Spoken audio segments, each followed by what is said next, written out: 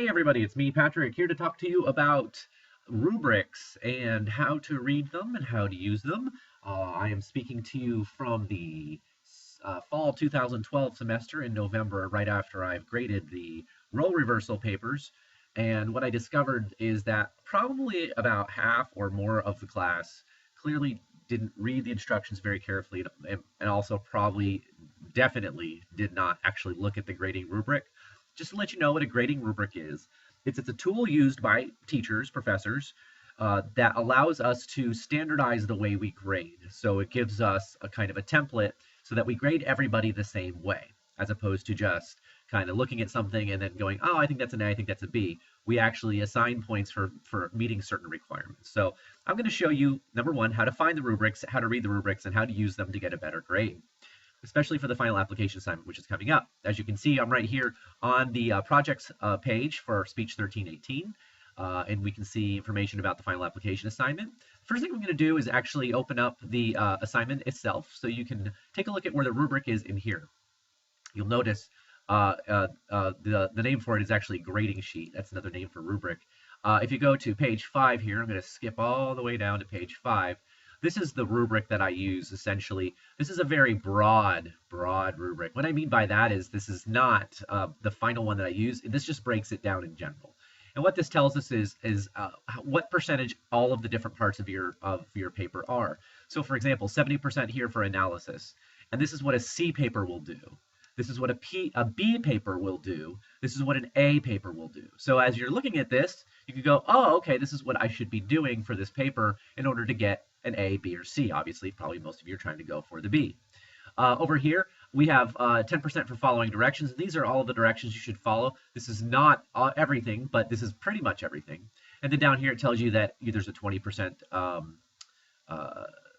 writing expectation here. So 20% of your grades goes to writing. So 70, 10, and 20, that adds up to 100%. Of course, over here is a plagiarism warning. This is really not what I want to focus on today, though. What I really want to focus on is the rubric that's inside of the Dropbox. And you may not have known this, but every assignment you've done so far this semester has had a rubric. So I'm going to show those to you right now. Hold on one second. So I'm back, and just to go over really quickly, inside of each Angel Dropbox, and these are the Dropboxes that are not the Turnitin. That's a Turnitin Dropbox. Inside of all the other Dropboxes, there are actually rubrics that you can look at. So I'm going to click on the RP number 4 here just to show you. It's right below the title, the attachments, and the submit button. There's a grading rubric. And this tells you, essentially, how you're going to get graded on this paper point by point. You see, this section is worth 35 points. This is worth 35 points. This is worth 10 points. This has actually been on every paper that you've turned in class, although I'm sure many of you probably didn't notice, didn't look at it. But that's where it is. What I want to go over with you right now is the final application rubric. So I'm going to go here, and again, make sure that you follow all of the instructions so that you don't get a bad grade. Down below here, there's the place for the title, place to attach, place to submit. And right below that is the grading rubric. You should look at this and read it before you turn in your paper to make sure your paper is doing what it needs to do. Now, what you have here are several columns. And each column has to go with an F, a D, a C, a B, an A, or an A+ paper. There's also points assigned to each of these rows. So you'll notice that this is knowledge of concepts. That is a 15-point row. So in order to get all 15 points, you need to get an excellent level of concept knowledge, go into details, and provide unique examples and analysis to explain concepts at a deeper level. That's for 15% of your grade, essentially. Analysis is a connection between concepts. This is worth up to 12 points. Those are the connections made between the concepts and your relationship that you're talking about if you're doing the paper option. Application of concepts is in this row right here. That's actually connections between concepts. I'm sorry. The connections between concepts is that one paragraph where you connect the concepts to each other. All right, that's really, really important. So remember how you have those three concepts and you write a paragraph where you connect them to each other, not to your relationship. That's this column. That's worth 12% of your grade. That one paragraph is worth 12% of your grade. Another 15% of your grade comes from the application of the concepts, that is, applying those concepts to your relationship. Improvements are another 15%. Research expectations are 13%. Writing down here, 20%. Following directions is 10%. Okay. So this adds up. If you add all these columns up, that adds up to 70%. And then 20%, 10%, that adds up to 100%.